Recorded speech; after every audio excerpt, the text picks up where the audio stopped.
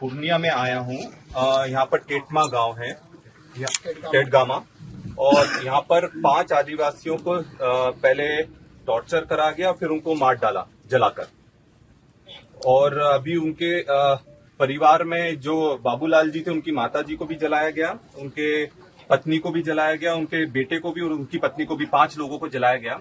अभी जो मैं उनके परिवार के साथ ही बैठा हूँ, 5 भाई थे तो अभी 4 भाई बस बचे हैं। तो एक बार आपकी उनके भाई से बात करवानी थी भैया। राहुल गांधी जी बात करेंगे। हेलो, नमस्कार, बोलिए सर। कैसे आप, क्या हुआ भैया? सर रामदेव का था पहले, पुराना रामदेव का था ना सर, लड़का। हाँ। तो बितरा उतरा मैं सब अलगाने गया था नकुल का।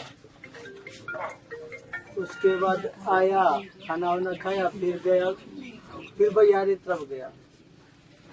भैया तरफ गया तो क्या हुआ, उसका लड़का का मम्मी का हाथ में कटिया था, कटिया से मारा बोलता है।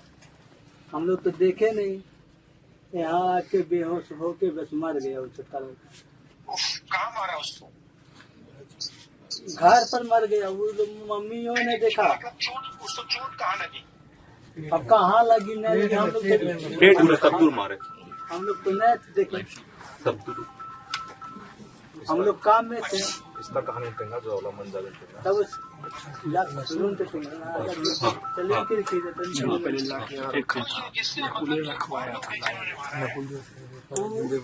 परिवार में अपना लड़का को मारा। पहले उस घटना हुआ तो बोला कि 5 भाई को मार देंगे। तो एक ही परिवार में, जैसे कि उधर से वो लोग बगल का पड़ोसी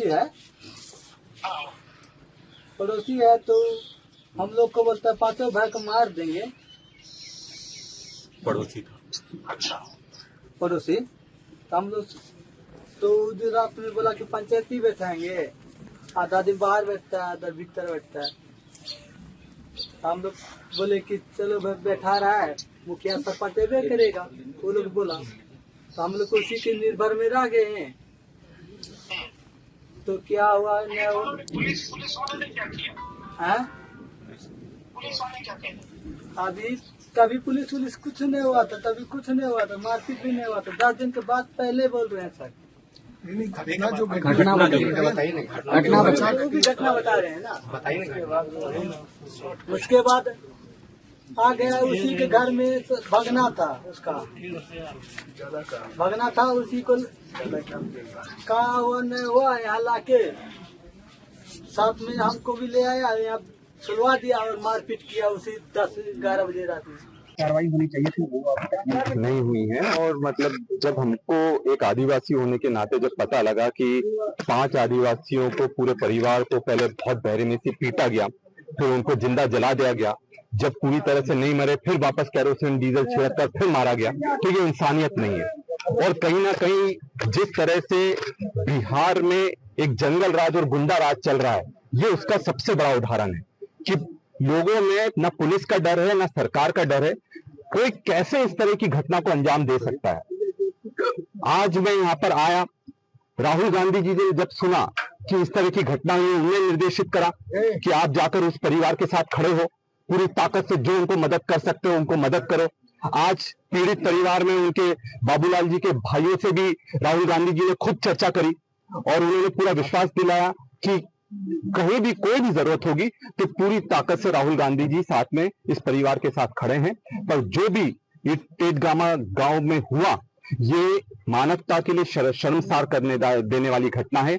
और हमारे आदिवासियों के साथ जब इस तरह की घटना होती है तो कहीं ना कहीं सिर्फ पूर्णिया का ही आदिवासी विचलित नहीं होता है, पूरे देश का आदिवासी विचलित होता है। और आज यहाँ आकर इनको थोड़ी हिम्मत देने का काम हम लोगों ने करा है।